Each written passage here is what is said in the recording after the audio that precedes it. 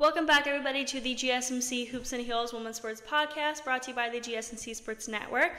We just got done talking about the Team USA track and field roster, and now we're going to do some MMA updates.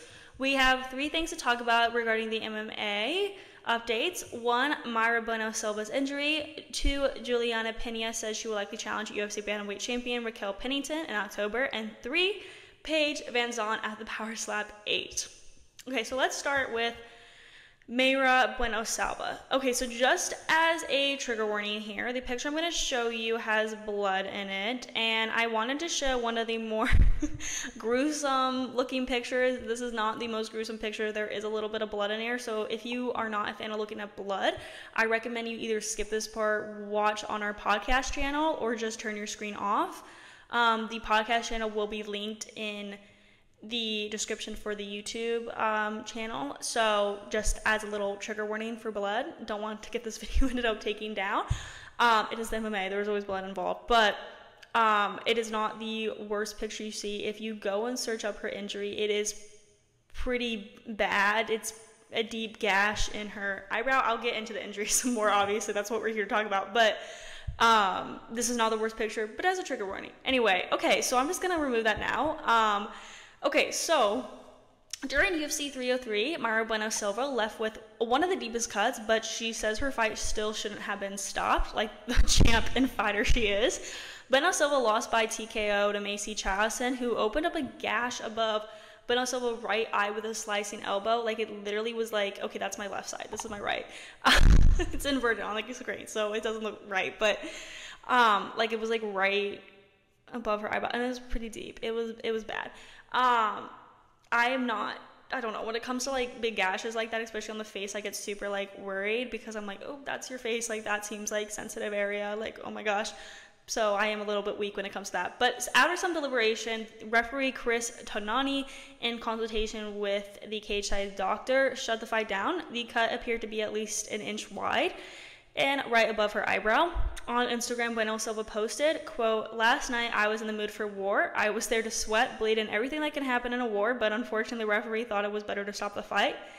I don't agree with the result because whoever goes in there knows the dangers that could occur. I was 100% aware and lucid. I'll be back soon," unquote.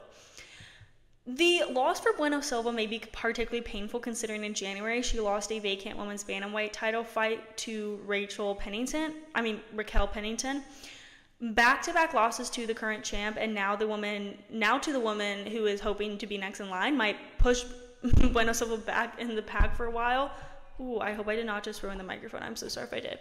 But I wanted to touch on this injury a bit more. Now, Bueno Silva said she didn't want the fight to stop, and I get that. It was like the heat of the moment. The injury wasn't meant to do much damage, I'm sure. But in my opinion, the fight should have been stopped. The ref made a good call. And I did mention I am a little bit weak when it comes to injuries, especially on the face. But in MMA, fighter safety is paramount, and when an injury occurs that poses a significant risk to the fighter's health, stopping the fight is the correct decision. A large cut that results in excessive bleeding can impair vision, lead to further injury, and cause long-term damage. Therefore, the referee and medical team's decision to halt the fight was justified to protect Bueno Silva from further harm. Like, think about if the fight continues, something as simple as blood getting in her eye could have just caused her to get more and more injuries during the fight, as she would not be able to see very clearly.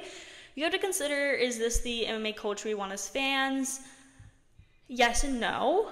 While MMA is inherently a combat sport where injuries can occur and do occur, it is essential to promote a culture that prioritizes the safety and well-being of the fighters. The community should strive to balance the competitive nature of the sport with ethical considerations, encouraging sportsmanship, implementing safety measures, and fostering a respectful environment are critical to maintaining the integrity and appeal of MMA. Yeah, like I said, I think it was the best idea for the ref to stop the fight because it kind of looked like she could have needed stitches. And plus, anything that comes to the head, especially around anything like with brain, like, no. I get very worried about that because a brain injury literally will ruin your life.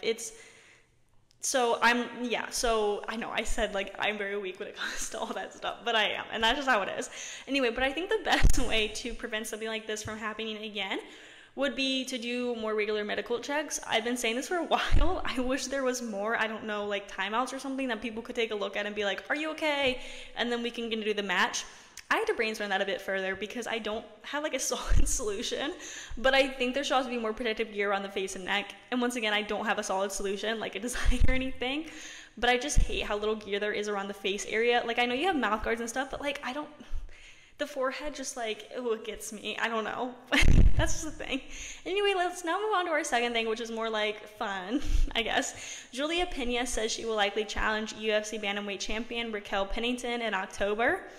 Peña said, I quote, "I think it's going to be in the fall for sure. That's all I know. I think maybe they were looking towards October. I don't know if it's been announced yet, and I don't want to be that person that leaks the fight. But I'm definitely hearing October. I think it's going to be in Salt Lake City, if I'm not mistaken," unquote. After Amanda Nunes retired and vacated her belt, Pennington rallied to outlast Mayra Bueno Silva to claim the vacant bantamweight title at UFC 297. Peña credits Pennington for her toughness, an attribute she's proven to have as well. Peña said, quote, "I think that Raquel's biggest strength is her durability, just being strong and being able to fight anywhere, and that's kind of what my strength and skill set is as well. It doesn't matter who we're fighting, we're going to be always in the fight, and you can never count either one of us out. So I love that about Raquel, and I think that's her strong suit, and she's just extremely durable," unquote.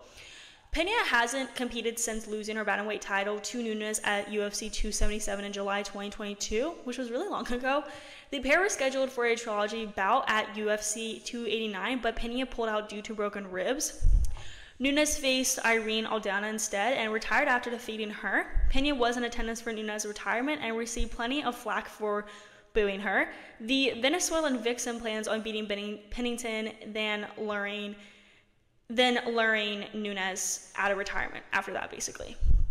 Peña said, quote, "I was booing and I had every right to boo because I know that she's not done. I know that she's going to come back. So when I win the title, I absolutely will be making that fight. I definitely think that a trilogy fight with me and Amanda far precedes any fight that I can make with any other woman in the division," unquote. I want to talk more about how this fight might unfold its potential large-scale impact with Pennington and Peña. There we go. So let's talk about the fight dynamics. Peña is known for her relentless aggression and pressure in the octagon. Her ability to push the pace can disrupt opponents and force them into uncomfortable situations. Peña's wrestling and submission skills are also notable. Her ground control and ability to secure submissions makes her a formidable opponent on the mat. On the other hand, Pennington is exceptionally tough and resilient, able to absorb significant damage while continuing to push forward. This durability makes her hard to finish. Pennington is well-rounded with solid striking and grappling skills. She can adapt her strategy based on her opponent's weaknesses, making her a versatile and unpredictable fighter.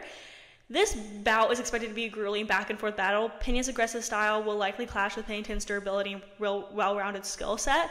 The fight could go the distance with both fighters having their moments. If Peña can impose her wrestling and ground game, she might edge out a decision.